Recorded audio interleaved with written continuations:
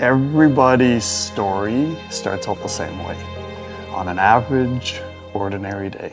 You know, you don't expect to wake up and all of a sudden your life change, but it does, and from time to time, and we don't have the tools quite often to deal with it when life hits you that hard. Spencer Beach's life changed forever when he found himself engulfed in a flash fire, receiving 3rd and 4th degree burns to 90% of his body.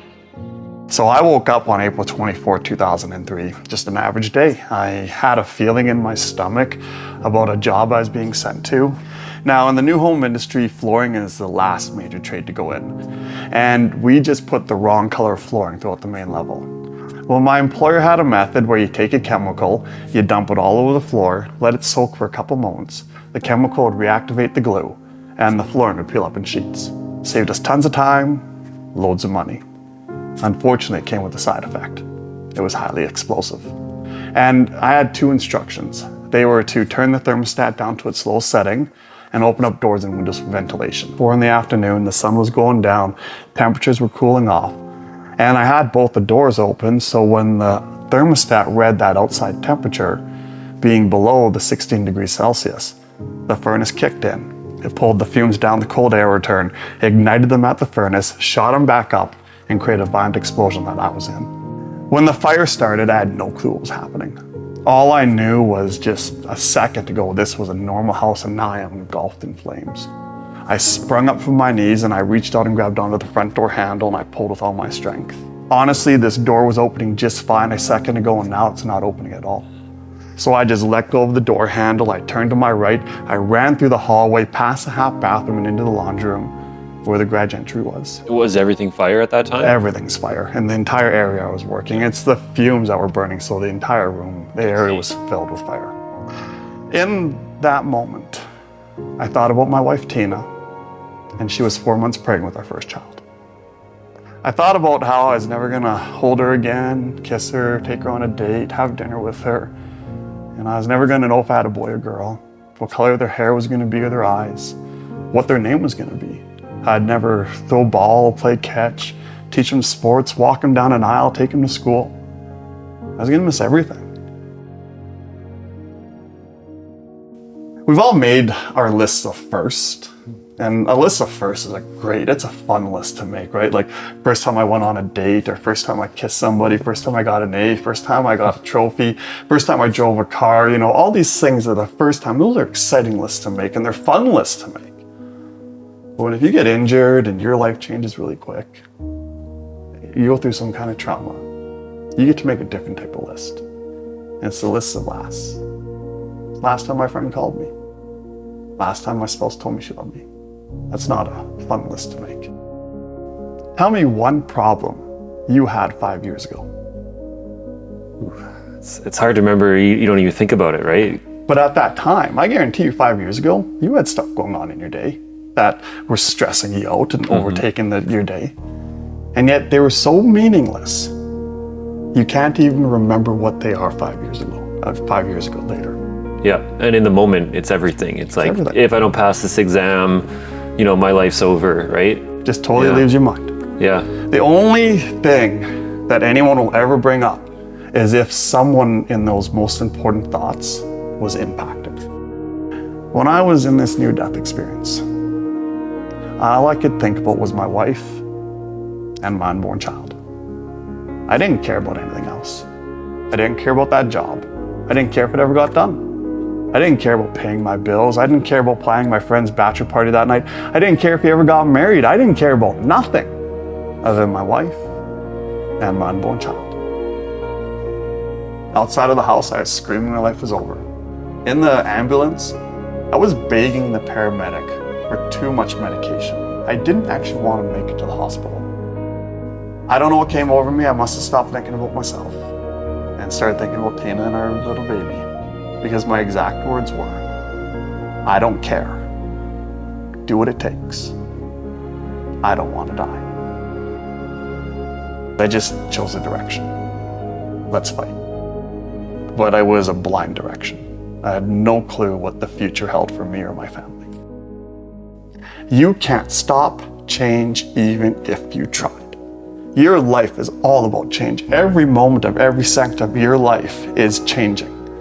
And if you can't stop change, all you can do is have a hand in its outcome. So why not work with that change? Yes, your life may not be completely pleasant right now. Not everything sucks, but you know what? It's not also extremely horrible. Let's hold on to those positive things. And let's see what we can do with them and work with the change. So we expect instant gratification. There is no one that goes through trauma or hardship or life circumstances where time is not the solution. You need to allow the time to happen. You can't expect everything to change on a dime. It's not going to. And you need to work with it. So work with it and let that time happen. And I guarantee you, if you work with it and let the time happen, you will go 5 years into it, look back and go, I didn't see this outcome. But the reality is when those bad days happen, you don't get through them on your own. You get through them with the people you love.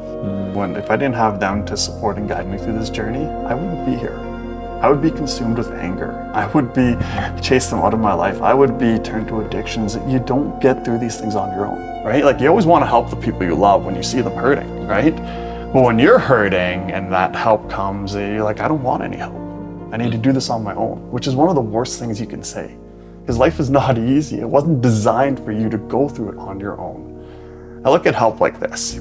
When you have one person trying to solve one problem, you have one person trying to solve one problem. The moment you accept help, you have a whole bunch of people with all these skills and talents and experiences and desire and love and caring trying to help you solve one problem. And I can promise you the hand is stronger than the thumb. I found that when people are depressed or they're going through really hard things in life, that we say no to things in life. It's our natural response is, hey, you want to come out for a beer? No, I can't. That's too much for me. I don't want people to see me. I can't deal with it. I'm not ready to leave the house. We find reasons to say no. Sometimes you're like, I don't even know why I'm saying no. I'm just saying no to things we used to say yes to. We have to say yes because those yeses lead to life experiences, and those experiences would enrich your life. Hiding in your house all your day is never going to help you get through depression. Say yes to life, because the more you say yes to life, the more you're going to live and the faster you're going to get out of that depression. The first time I went home was actually Boxing Day, the day after Christmas. And it took 2 nurses, 5 bags of medical equipment, and an ambulance with 2 paramedics to take me home for 1 hour. And I was going home to celebrate Christmas. They let me stay at home for 90 minutes actually because I was doing fairly well. But after 90 minutes, we had to get back to the burn unit. And when I was going back to the burn unit, going down the White Mud Freeway, so I was driving from west to east. It's 4 in the afternoon at Christmas, so December, the sun is setting. And as I was driving down the White Mud, looking out the back of the ambulance, I saw the sunset. It was the first sunset I had seen in 9 months. And across the sky was red and orange and yellow, and they were just painted so beautifully. And as I looked out the back of the window, it was like the last time I saw those 3 colors, my life was being changed in a horrible fire. And now they're so beautiful. And they're actually made from fire themselves. And there they are painted right across the sky. Maybe, just maybe, this fire doesn't have to be so ugly in my life. Maybe this fire can be a sunset. When I got to the burn unit, I went back into isolation. Tina came to see me that night. And when she came to see me, there was a big window, it was like 5-foot window that they used to observe people in isolation because sometimes we're in critical care where you need constant watch. When I saw her walk by that window, something profound came out of my mouth. And as I saw my wife, I'm like, here comes my sunshine.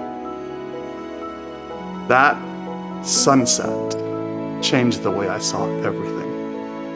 And it changed my outlook